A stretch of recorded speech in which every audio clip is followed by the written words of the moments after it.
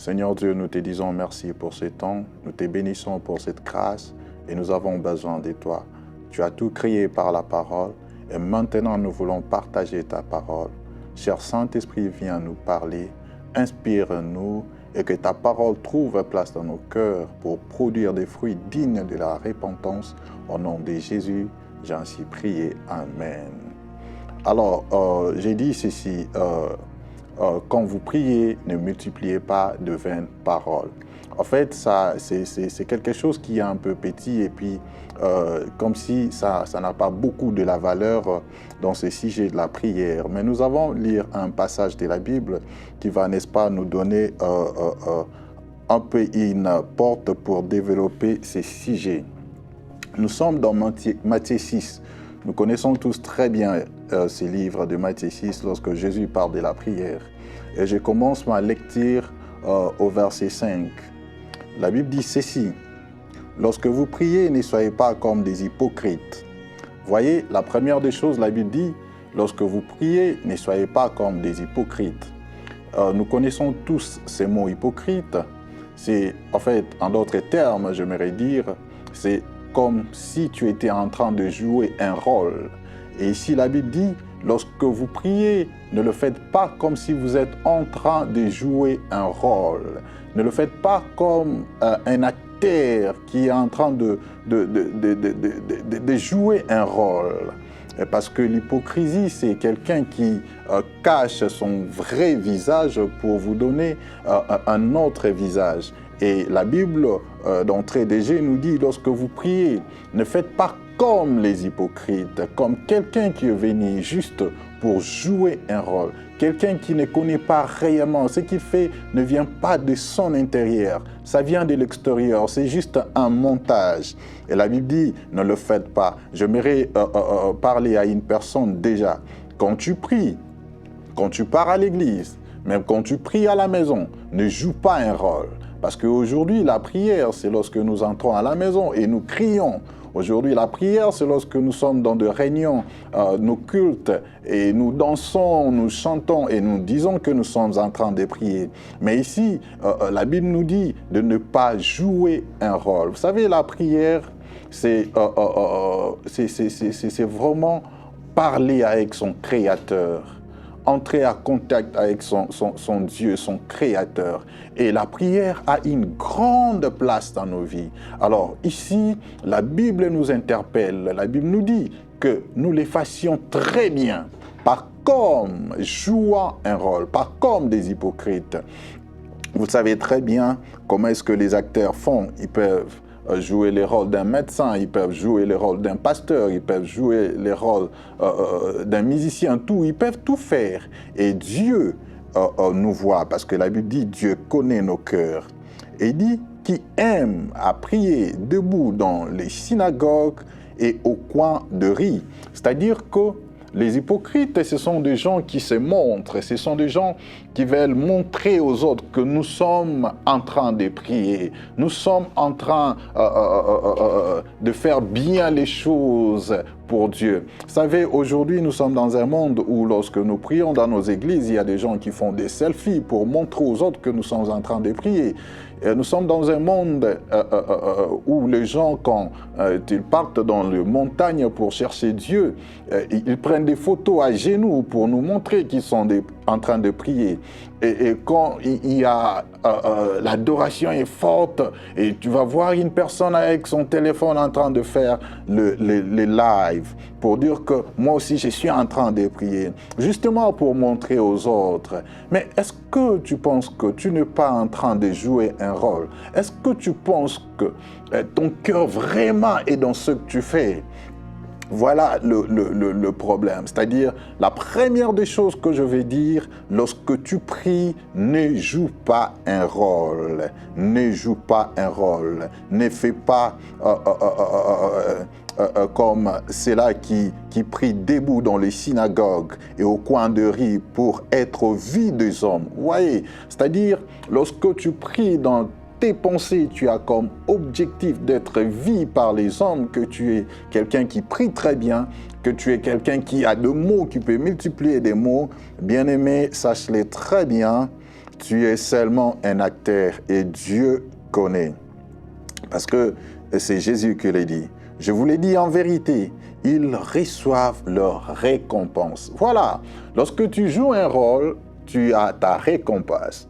C'est pas que ta récompense n'est pas là. Ta récompense est là parce que tu es en train de jouer un rôle. Lorsque tu fais un film avec Dieu, lorsque tu fais un montage de choses que tu réunis pour que tu sois vu par les hommes, alors que tu te dis être devant Dieu et tu as ta récompense. J'étais en train de me dire, c'est quoi cette récompense? Mais il y a toujours une récompense à toute action que nous faisons à Dieu. Il y a toujours une récompense. Alors ici, je m'aimerais interpeller quelqu'un qui a une récompense. Mais la Bible dit ceci, mais quand tu pries, entre dans ta chambre, ferme ta porte et prie ton Père qui est dans le lieu secret. Et ton Père qui voit dans les secrets te le rendra. Voilà ce que la Bible dit. La Bible est tellement merveilleuse. La Bible dit quand tu pries, la Bible te donne un lieu. Ici, vous allez ensemble avec moi constater que le contexte ici, c'était pour Jésus et ses disciples, c'est pour cette époque. Mais ici, il y a question de l'intimité, de là où se passe ton intimité. Parce que la Bible parle de la chambre. Vous savez, à l'époque, les gens avaient toujours une chambre à côté où ils mettaient des histoires et c'était une chambre un peu isolée, là où les gens pouvaient partir prier sans qu'ils soient vus des autres. Et tu vois, c'est vraiment un lieu caché. Et la Bible dit ici, ferme la porte. C'est-à-dire, ici, la Bible parle de l'intimité. C'est-à-dire, lorsque tu pries, aussi bien tu peux chercher un lieu où tu seras seul en train de prier, parce qu'il y a des gens qui n'ont pas de chambre seuls. Il y a des gens qui ont des enfants. Les enfants peuvent entrer dans la chambre à tout moment. Mais tu peux aussi chercher un lieu seul pour prier. Mais aussi, lorsque tu pries, entre dans ton intimité. Entre dans ton intimité. Ferme la porte. C'est-à-dire, il y a des faits étrangers qui entrent lorsque nous prions.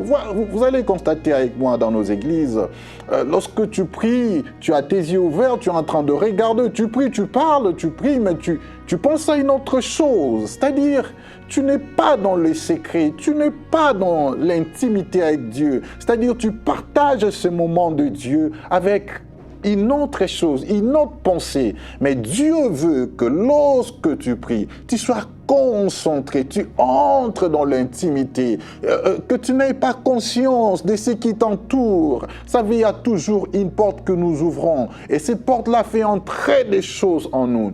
Ici, je m'aimerais dire à quelqu'un, vous savez, le tabernacle avait 3 parties, mais il y avait une partie qu'on appelait le Saint des Saints, le lieu très saint. Et cette partie-là, vous le connaissez tous, il y avait le propitiatoire, il y avait les chérubins qui étaient là, et Dieu venait dans ce lieu-là, dans le lieu très saint. Mais écoutez, les tabernacles, c'était une tente, là où la présence de Dieu était, là où l'arche de l'Alliance était. Mais aussi, vous allez comprendre avec nous que notre corps est le temple du Saint-Esprit selon la Bible. La Bible dit que notre corps est le temple du Saint-Esprit parce que dans le tabernacle, Dieu venait par la nuée pour parler à Moïse et à Aaron. Aaron une fois par an. Et Dieu parlait à Moïse à tout moment dans le temple, dans le lieu secret, là où personne ne pouvait accéder.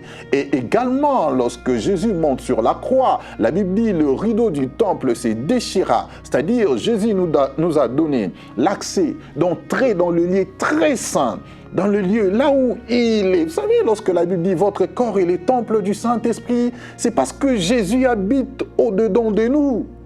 Et lorsque tu pries, bien-aimé, quitte la dimension charnelle, entre au-dedans de toi, oublie ce qui t'entoure, oublie les pensées qui montent dans ta tête, Oublie tout. Entre dans l'intimité avec le Seigneur. Vous savez, la prière a une grande importance. Vous savez, Jésus-Christ, lui qui était 100% Dieu, mais lorsqu'il avait porté la nature, lorsqu'il avait porté la chair, la Bible dit, Jésus priait, il priait beaucoup. Et vous allez constater que Jésus, devant tout moment compliqué, de temps difficile de sa vie et de moments vraiment sensibles, Jésus priait. Jésus priait. Pourquoi? Parce que la prière est liée à ton âme. La prière donne la force à ton âme. La prière, c'est l'énergie de ton âme. Oh, Jésus, un jour, il a dit, mon âme est triste avant sa mort. Mais il dit, veillez et priez. Parce que son âme était triste. Vous savez, quand votre âme est triste, prie. Alors, l'âme est le moteur de tout le corps. C'est-à-dire, lorsque tu prends la prière à la légèreté, tu prends ta personnalité spirituelle à la légèreté. C'est-à-dire, tu dois prier, tu dois te concentrer au-dedans de toi pour que ton âme soit forte. L'âme, notre âme est exposée à la tentation. Et vous allez être d'accord avec moi que c'est l'âme qui est le moteur de tout. Et il y a nos sentiments et là, vous savez, lorsque Jésus était en train de prier et dire que cette coupe s'éloigne, il disait que cette coupe s'éloigne, c'était l'expression de son âme. L'expression de son âme, lorsque le corps voit la douleur, l'âme a le sentiment de pouvoir fuir la mort. Mais pour que votre âme soit forte, la Bible dit priez, veillez et priez. Pour que vous ne tombiez pas dans la tentation, veillez et priez. Sinon, le diable est là. Vous allez tomber dans la tentation à cause de ne pas prier très bien. Pour prier très bien, il faut respecter ceci. C'est-à-dire, ne pas faire comme les hypocrites. Aussi, cherchez un lieu caché, aussi entre dans votre intimité avec Dieu, là où Dieu se trouve, là où Dieu a toute sa provision. Vous savez, quand je lis, je vois les tabernacles, il y avait la manne qui était représentée comme le pain, comme la viande, mais il y en avait, c'est-à-dire il y a la provision de toute ta vie dans le lieu secret. Lorsque tu entres dans le lieu secret, lorsque tu entres dans l'intimité avec le Seigneur, Dieu va te répondre et Dieu est merveilleux. Dieu est bon. Dieu est très, très bon. Mais la Bible dit ceci.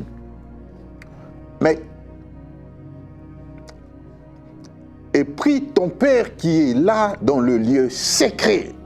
Et ton Père qui voit dans le secret te le rendra. Voyez, c'est-à-dire le Père est dans le lieu secret. Le Père est là au-dedans de toi. Vous savez, nous sommes en train de voir dans le monde les gens chanter « Dieu, où es-tu? Dieu, où es-tu » Et les gens sont fatigués de prier, surtout les fidèles quand ils viennent à l'église. Ils ont comme tendance, impression que Dieu n'agit pas, que Dieu n'attend pas. Il est où Dieu? Et ils sont fatigués de prier parce qu'il manque quelque chose. Il manque la connaissance de ceci, la connaissance de ne pas prier comme les hypocrites, la connaissance d'entrer dans le lieu secret là où est le Père. Le Père est au-dedans de toi. La Bible dit, Jésus dit, moi et le Père, nous viendrons habiter. Nous serons là avec toi. Si tu ouvres la porte, il y a une porte que tu dois fermer et il y a une porte que tu dois ouvrir pour Jésus, pour que Jésus entre dans ton cœur, afin qu'il soit ensemble avec toi. Alléluia. Vous savez, j'aimerais dire un mot ici. La Bible dit, prie ton Père. C'est-à-dire, ici dans la prière, il faut aussi avoir une relation d'un père et d'un fils.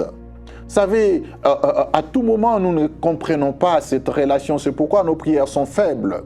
Vous savez, nous sommes à l'église comme des sympathisants. Nous sommes comme des gens qui n'est-ce pas, sont venus voir. Ils sont venus supporter un mouvement.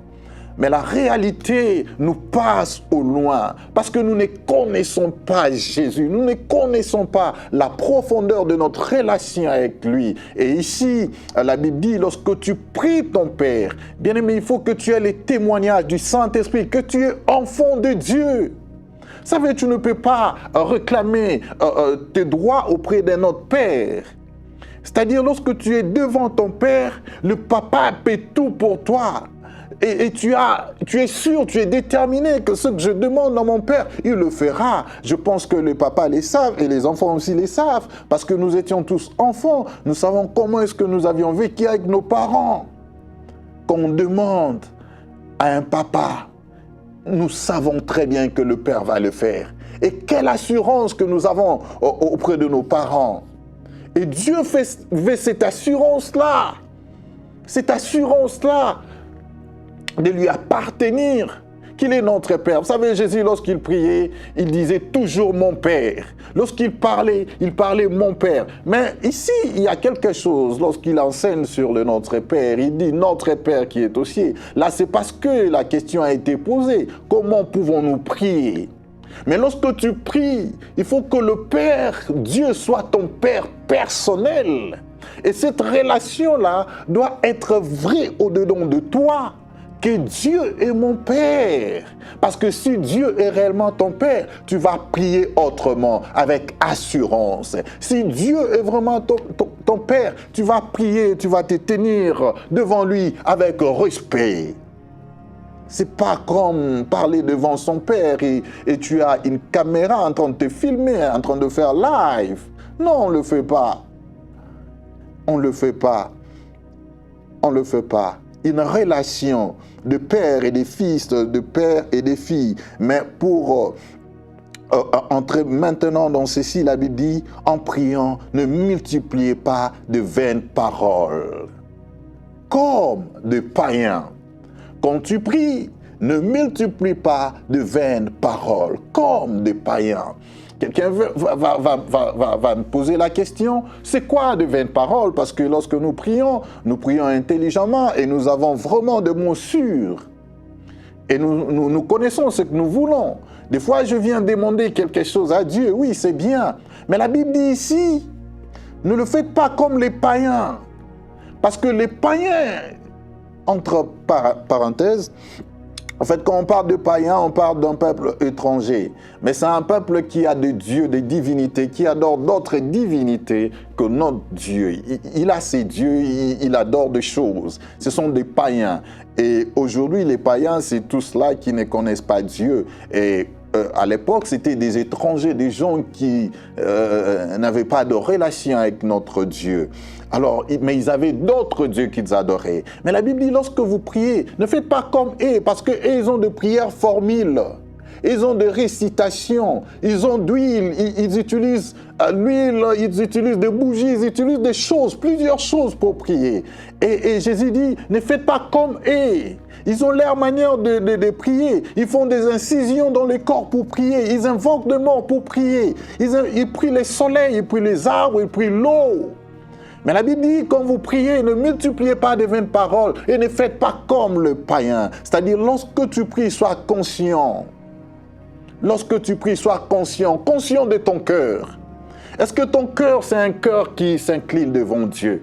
Est-ce que ton cœur, c'est un cœur qui adore Dieu? Est-ce que le Dieu que tu adores, ce n'est pas l'argent que tu adores? Est-ce que le Dieu que tu adores, ce n'est pas l'égoïsme, dominer tous les autres pour que tu règnes au-dessus de tout, tu écrases tout le monde? Dieu dit, ne priez pas comme les païens, parce qu'aujourd'hui, nous adorons les choses. Aujourd'hui, nous donnons la grande place pour le bien de ce monde, pour ce qui est bien pour nous. Et le vain parole, c'est aussi la tromperie. Le vain parole, c'est aussi la vanité. La tromperie, c'est-à-dire, tu n'es pas vrai dans ton cœur. Mais lorsque tu viens, tu fermes les yeux, tu pries avec nous. Et le Père connaît, la Bible dit, il connaît le cœur. Parce que lui, il voit ton cœur. Il voit ton cœur. Il connaît ce que tu as besoin. Mais lorsque tu pries, est-ce que ton cœur est prêt? Est-ce que ton cœur est vrai? Ton cœur est près de Dieu. Est-ce que Dieu écoute ton cœur? Bien-aimé, ne multipliez pas de vaines paroles. Veut seulement dire, ne trompons pas Dieu lorsque nous prions. Soyons vrais lorsque nous prions. Ne soyons pas des hypocrites. Pour finir, j'aimerais dire ceci. Vous savez, dans le tabernacle, il y avait le commandement. dans le tabernacle. Et le plus grand commandement, comme Jésus dit, c'est l'amour. Lorsque tu pries, prie avec amour. Témoigne l'amour dans tes mots. Témoigne l'amour pour le Père. Témoigne l'amour pour ton bien-aimé, le frère, la sœur qui est à tes côtés. Et lorsque tu pries, avec ce cœur, pratiquant le plus grand commandement de tout, qui est l'amour, Dieu qui est au ciel, Dieu qui nous écoute, va te récompenser. Dieu va te récompenser. Il est un Dieu qui écoute. La Bible dit, ses oreilles ne sont pas devenues trop pesantes pour nous écouter. Sa main n'est pas courte. Dieu voit, il connaît tes besoins. Il connaît tes besoins. Il connaît ce que tu veux demander. C'est-à-dire quoi? Quand tu pries, Dieu connaît ce que tu veux demander. Mais seulement que ta volonté soit alignée derrière sa volonté. Jésus un jour priait, il dit, Seigneur, éloigne de moi cette coupe. Mais à la fin, il dit, que ta volonté soit faite. Regarde, des fois, lorsque tu pries, tu penses que tu demandes de bonnes choses, tu multiplies de vaines paroles. Mais des fois, il faut dire, Seigneur, je veux ceci, mais que ta volonté soit faite. Que ta volonté soit faite. Je vais prier avec toi.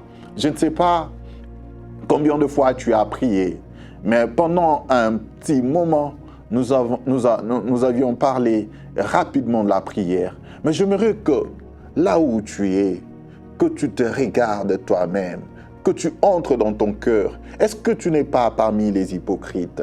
Est-ce que tu n'es pas parmi les païens en train de prier parce que tu adores une chose, la chose que Dieu a créée? Tu pries peut-être parce que tu adores l'argent. Tu pries peut-être parce que tu n'aimes pas et tu veux dominer les autres. Mais Dieu veut te dire, lorsque tu pries, pratique l'amour dans ton cœur et reconnais qu'il est ton Père et entre dans le lieu secret. Et ne le fais pas comme tournant un film. Dieu qui voit le cœur va te récompenser. Dieu veut faire du bien à quelqu'un, mais dans la prière. Si tu veux que ton âme soit forte, c'est dans la prière. Je veux que nous prions ensemble. Nous prions ensemble avec toi. Que Dieu te bénisse abondamment pour ce moment. Nous avons nos yeux fermés. Nous allons prier. Seigneur Dieu, nous te disons merci. Merci pour ton amour. Merci pour ta fidélité. Merci pour ta grâce sur nous. Merci pour ce que tu as fait. Merci pour ta parole. Lorsque ta parole, ô Dieu, porte des fruits, lorsque ta parole, ô Dieu, trouve place dans un cœur, Seigneur, apprends à une personne comment prier. Apprends à une personne comment prier. Apprends à une personne l'amour. Au nom puissant de Jésus, je décrète une bonne saison dans ta vie. Je décrète une saison de l'intimité avec le Seigneur. Je prie que tu sois conscient lorsque tu pries. Au nom puissant de Jésus, que Dieu soit béni. Nous disons merci et merci et merci encore. C'est le pasteur Brice, comme j'avais dit, Brice Congolo. Nous sommes pasteurs d'une église, JEP New Nation, que nous sommes en train de diriger. L'église est située sur 46 32 Denton Highway, Altam City, zip code 76117. Alors, tu es la bienvenue de prier ensemble avec nous. Que Dieu vous bénisse. Amen.